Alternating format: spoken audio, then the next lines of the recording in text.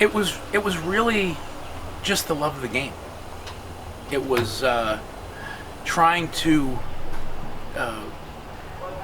show my father, not show him up, but show him that I loved him because he was my best buddy and we went out to shoot. So I always made sure that, when I shot the best that I could. I wanted him to be proud of me. It wasn't daddy loved me type of thing. It was just the desire to say, hey Pops, I'm working really hard here. I hope you dig what I'm doing. And that was really a lot of it, because we had so much fun together. And I used to beat him all the time. When he moved up in class, he finally got into, I was a AA shooter. There was no AAA when I was competing on a regular basis. There was no AAA. And he finally, just towards the end of his life, unfortunately passed away at 51, a very young age. And he just achieved AA class. And I said to him in the car on the way to that tournament, one of the last tournaments we shot together, I said, you reached AA. Say goodbye to winning, because I'm going to beat you every time. So there's also that rivalry. You want to beat the guy who's really, really good. You want to go out there. So all of that is the drive and the desire to achieve. And in life, there's a lot of lessons in life where anybody can sit back and be meek and just kind of status quo. But the difference between the proficiency of what you're trying to achieve and all the time and the dedication, it's very focus oriented. It's very goal oriented. It's very much taking all of that information that you've gathered through your 10,000 plus, your 20,000 plus hours that you've put into it, and all your target bank, where you've learned how to break a target at a certain distance, pace, or whatever it happens to be, or speed. All of those things kind of fall into place and fall together so that you can the sky's the limit. Well, my name is Eric Kramer. I am here at the Southern Side by Side. I'm set up as a vendor, and it's a glorious day. It's a great event, and it's so much fun for anybody that comes here. And there's fantastic vendors. This is the greatest side-by-side shotguns in the world, and it's just a fun place to be. Well, the Southern Side by Side is a shooting tournament, first of all, and an exhibition. So it's a sporting clays tournament. So simulated hunting, play targets thrown in every direction to give people the idea of what a rabbit would do or a duck would do if they were out in the field hunting. And basically a combination of all types of different game you would encounter if you were out and about hunting out in the fields. The events vary. You can equate it to golf. So there's tournaments, there's masters, there's big events, there's small events, there's different clubs, and every club has a different course, as in golf. So if you went to play in California, it's not going to be the same as it would be in New York. So essentially, it's very, very much like golf with a shotgun. So that way, the common person that doesn't understand what sporting clays is, they can kind of get a better idea, because everybody, whether they like it or not, has seen golf on TV at one point or another. So it comes down to the club, the event. There are major tournaments that take place every weekend somewhere across the United States. And as far as sporting clays as a game, there are thousands of competitors. They have women, juniors, sub-juniors, seniors, advanced seniors, veterans, and so forth. So it's something that is available to everybody if they choose to go the competitive level. And some of those, competitors, maybe when they were young, they were world-class shooters. And as they get older, their reflexes change, their eyesight changes, and so forth. So they might not be able to achieve that same status that they had before, but because of the availability of classes, they're not competing against maybe high overall, but they're competing against the people in their classes. So there's also that anybody has the ability to win the high overall. It doesn't matter who you are, male, female, young, old, but you do have the ability concurrently to win your class, win high overall. So it gives everybody an opportunity to do that. Well, my shooting life, I've been essentially shooting my whole life. From the time I was a very young kid, I was with my dad at the shooting range at the gun club, and I would lay on top of my lab when I was a toddler in front of the fireplace at the original shooting range where my father was a member. And he would take me out on the skeet field, and I was too tiny to hold a gun. He'd put the gun under my arm, he'd stick cotton in my ears so it wouldn't bother me, and he would kind of get down on his knees and hold the gun around me and move the gun in the direction of the target and tell me when to pull the trigger. So my visual and my first memories of that are very, very young. So it was something that I wanted to do. He didn't drag me there kicking and screaming. Some people do that, and then it becomes a problem. But, you know, it was always pleasurable. So my overall shooting aspect is, because I loved it so much and I enjoyed everything about it, I was started as a trap boy, pushing the button, keeping track of pushing the button, keeping score at the skeet shoots and trap shoots. I worked at the club, and my dad was a manager. So I grew up around it, and it was really it was a fun time. So eventually, when I became a little bit older, the interest in shooting competition was there. So my father encouraged me. He says, if you don't want to do this, that's up to you. It's your call. So by putting it in my lap at that young an age, I made the decision consciously myself to want to do this, to pursue it. So it was great. It was a lot of fun. We didn't have a lot of money, but it was an expensive sport. You can equate it to golf. You know, you have to buy the equipment, and then essentially you're paying those fees for your targets and so forth. So it does add up, but the payoff is good. You know, the achievement, the fundamentals of shooting, number one, and also eventually you're building up your score. You're learning techniques, you're taking possibly lessons, or you reach the point where you've learned enough where you can actually teach properly someone else, and then you can share that experience and pass that knowledge on to people. Overall, sporting clays was a very good game to me. I achieved All-American status 5 years in a row, and it was wonderful. It was great, traveling around the country, shooting against some of the best shooters in the world, shooting against some of the best shooters in the United States. It was great. It was fantastic.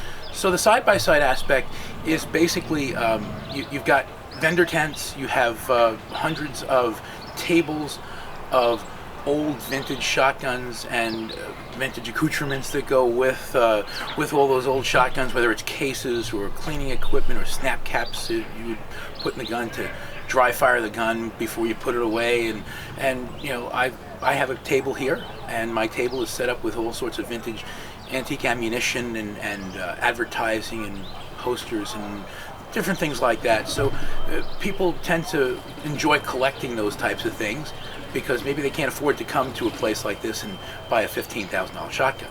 So, you know, so it's good to have the small things available to people, and they look and they reminisce and they enjoy the history of it.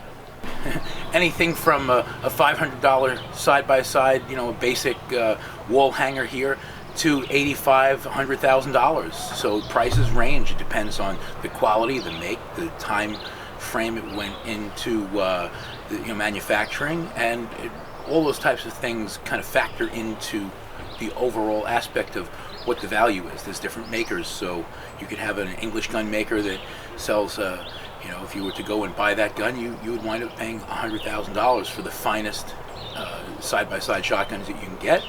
And then you can get, you know, an old wall hanger, you know, a Sears Roebuck special from like 1900 for $400 or $500, just so they hang on the wall. And people, all types of people are here to enjoy this. So I'm very nostalgic with things. Guys like Robert Stack and the old skeet shooters, Grant Isling, and all names that people maybe probably don't even know anymore. There's a lot of famous guys that if you look back through the history books of skeet tournaments or trap tournaments, there's so many names that really worked very hard, advanced the sport. And then there's going back in time. Then there's, you know, the originators, Annie Oakley. You know, Annie Oakley is one of my heroes. A lady is my shooting hero. You've got You've got Bogardus, Captain Bogardus and his sons. You know, they were shooting glass balls when they didn't have clay targets. They were literally flinging glass balls off a track that would kind of throw it out there. So all of that part of history, it means a lot to me. So naturally for me, because I love all the nostalgia aspect of it, not only am I setting up a booth that I have all those types of things for people to enjoy, I love sharing the history, the knowledge of it, but also the shooting aspect of it, of all those people that came before. So you can't do all of this stuff and not contribute or attribute anything that they have given to the sport. You know, it's all important, it's all intertwined. So sporting clays is basically, it's the ability to shoot targets that represent different type of game shooting. So if you were out in the field and you were to encounter a pheasant or a duck or a quail, the clay targets are thrown at various angles and speeds, heights, you know, distances, in order to replicate that type of game shooting. First of all, it takes the knowledge, you have to have the ability, you have to have the practice. A little bit of money involved in that as well, but it comes down to the dedication, the concentration. You have to have the mental aspect, the focus to do it, the desire, the heart to do it, and then you have to have the skill. Some people have the desire, they don't have the skill to do it, to achieve, you know, whatever status they're looking for. It's not the simplest thing to do, but you know, when you have your really devout focus, it's pretty incredible.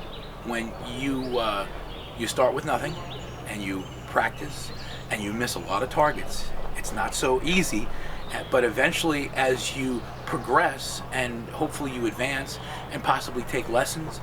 My lessons came from my dad. My father taught me, very close friends taught me, and I was a good student.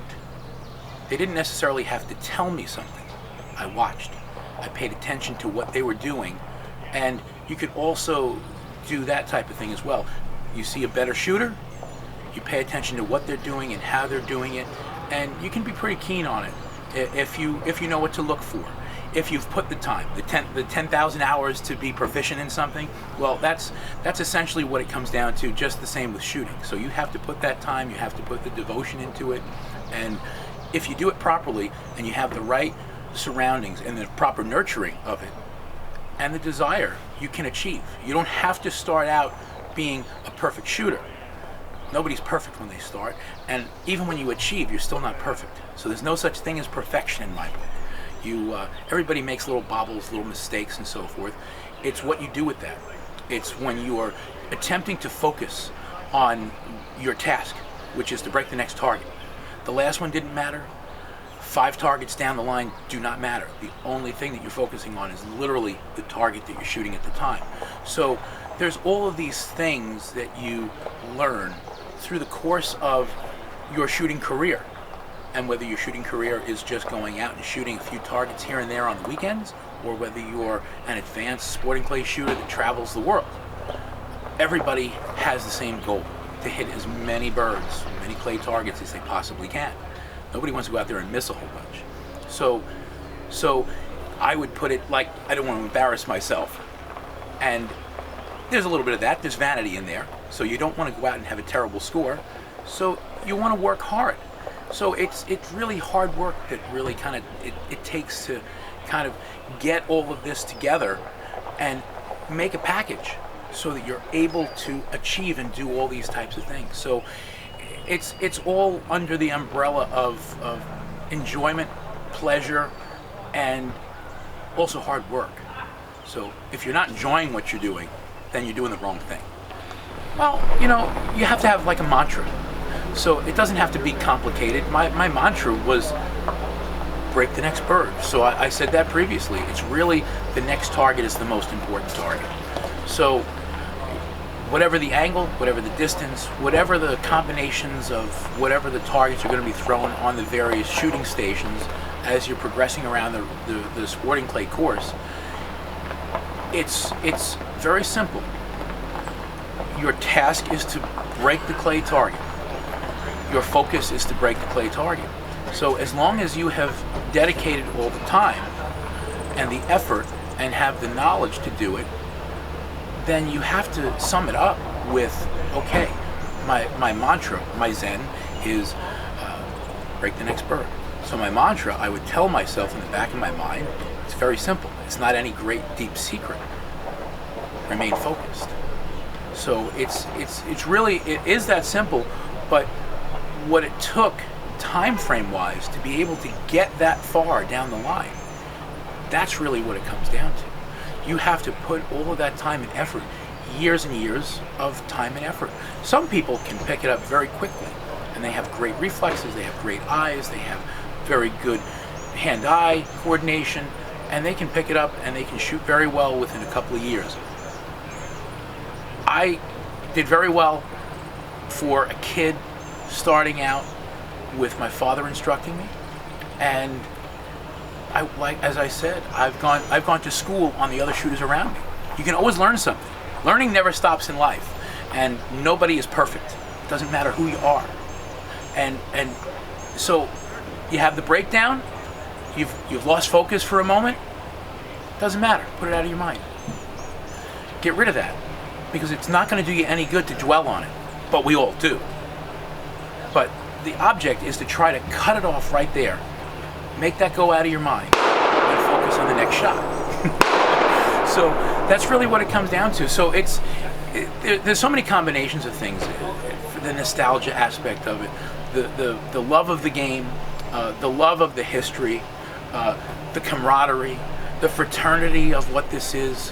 You know, there's one of the things that I enjoy most is watching the young kids, the young ladies, learning and getting out there and showing everybody how it's done.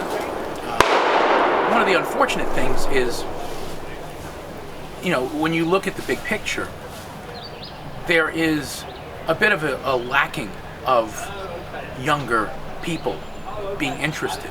So one of the things I always make sure is I share the knowledge. I don't try to beat them to death with it, but I try to share some of the knowledge and some of the history and give them a little tidbit. So maybe they'll just kind of get that, it'll grab them. And they'll decide, hey, I really like this. This is cool. I like the history aspect of it. And then they get into not just the basic shotgun to shoot. Maybe they'll get something a little nicer. None of this is cheap. But maybe they'll buy a little nicer shotgun. Maybe they'll appreciate it a little bit more. Maybe they'll get the little nicer accessories and things and kind of have pride in what they're doing. So you look around and you see all the people out here, you know, they're wearing very fancy shooting jackets and they have all sorts of fancy gun cases and things. So yeah, it's a little bit keeping up with the Joneses, so to speak, on some of the aspects. You don't have to be that at all. You could be the guy that just goes out there with the $500 shotgun and you could beat them all. Can be done. I've done it myself. Well, it's the focus. It's dedication. You know, finish the task. Just one more thing. You know, it doesn't matter what it is. This is all life lessons. You know, it's all valuable. You take lessons that you learn in shooting sports, you bring it into the real world, and you take lessons from the real world and bring it into the shooting sports. It's all intertwined. It's just a pleasure. You know, this is a pastime. This is not a job. Even though I worked for industry, even though I had advantages with that because of my ability, it helped. It helped. But I had to reach that point where a company would say, let me sponsor you, let me give you something to help you achieve further. I shot for different ammo companies. You know, that was very cool to be able to do that. It's something I'm very proud of. But at the end of the day, you know, it had to be me, it had to be my personality, it had to be my dedication to achieve that. So, no different than if you go to work or you do your job. You know, doing your job is not something you deserve a reward for. That's your paycheck. That's your hard work every week or whatever it happens to be. But in this world, the achievements are, if you do very well, you can win a trophy. Not a participation trophy, but you can win a trophy. You could win. You can win money. You can win a gun. There's a lot of factors in there as well. So it's really there's so varying the lessons here between life and shooting, sports, and so forth, or whatever your desire is, whatever you love, whether it's being a musician, or whether it is sailing a boat or whatever. There's achievements that people make every single day that they work very hard to make it look easy, and that's really what it comes down to. It's everything kind of intertwines together. It's the practice and the focus and the achievements and so forth. So it's all life lessons. Stay positive. There's no sense in negatives. Negatives doesn't get you anywhere. All it does is hurt your heart, hurts your head. The negative focus in shooting sports, if we just stick with shooting sports, is detrimental, because what you do is you talk yourself out of things. You have to be positive. I will achieve this, and it's the focus and the dedication, and it's all those things put together that, plus your time and effort, that make you achieve. In life, if you're waddling in self-pity, if you are down every single day, it's a terrible place to be. So, we do this to escape that sometimes, and that's okay. It's good. Escapes are good, but your underscoring or underlining thing, it's to stay positive, to remain focused. One of my students, I'm super proud to say, was, of all people, Lou Carnesecca. I get kind of choked up when I think about that, because he called me coach, and that was the greatest thing in the world. He would come out to the shooting range. I teach him. I say, "Hey, coach, what's the easiest shot?" Up the middle, And for people that don't know, the Red Storm, St. John's College in New York, he was the coach for Carnesecca Hall at St. John's College. It's named after him, and he was one of the people that he's a coach's coach, and I enjoyed the times that he would come out, because we would learn from each other. I was teaching him how to shoot, and I was listening to the lessons that in our conversations, in the slight downtime that we had here and there. And I consider him a friend, and he was a friend to me, and it was a wonderful relationship, because he appreciated me. And when he called me coach, it was super cool. But it was also a respectful thing, because I achieved the knowledge through all of the years of that I'm shooting and doing my thing, and then to be able to take somebody that he coached the New York Nets. He had great achievements with his basketball team, and I'm not even necessarily a big basketball fan, but I appreciate everything that was put together to sum it up and be champions. And really what it comes down to is that it's that respect, it's that hard work, it's that dedication, it's that positiveness. So all of those things kind of coming together, it makes a very big difference. So I think, he used to pay me to be his coach, but I think I learned more from my discussions with him, not just life lessons, but coaching abilities, and it was very interesting. And I've taught some famous people through the years, some different people, but that was always my favorite. Coach was always something else. And they interviewed him on a TV show once, on one of the New York cable access or something like that, or maybe it was ESPN or something, and they asked him, they said, "Coach, what do you love to do?" And he says, I really wish, I love shooting clay targets. I love sporting clays. Boy, I wish I discovered this when I was a younger man. He says, because I would have been doing that every weekend. And at his advanced age, when he started, he did very well. And it shows you that it's never too late to start. So also there's a life lesson. You might have been doing something very, very different for so long. But if you find something that you love, put your time and dedication, as long as it's positive. That's an important life lesson right there. Find the things that give you pleasure in life.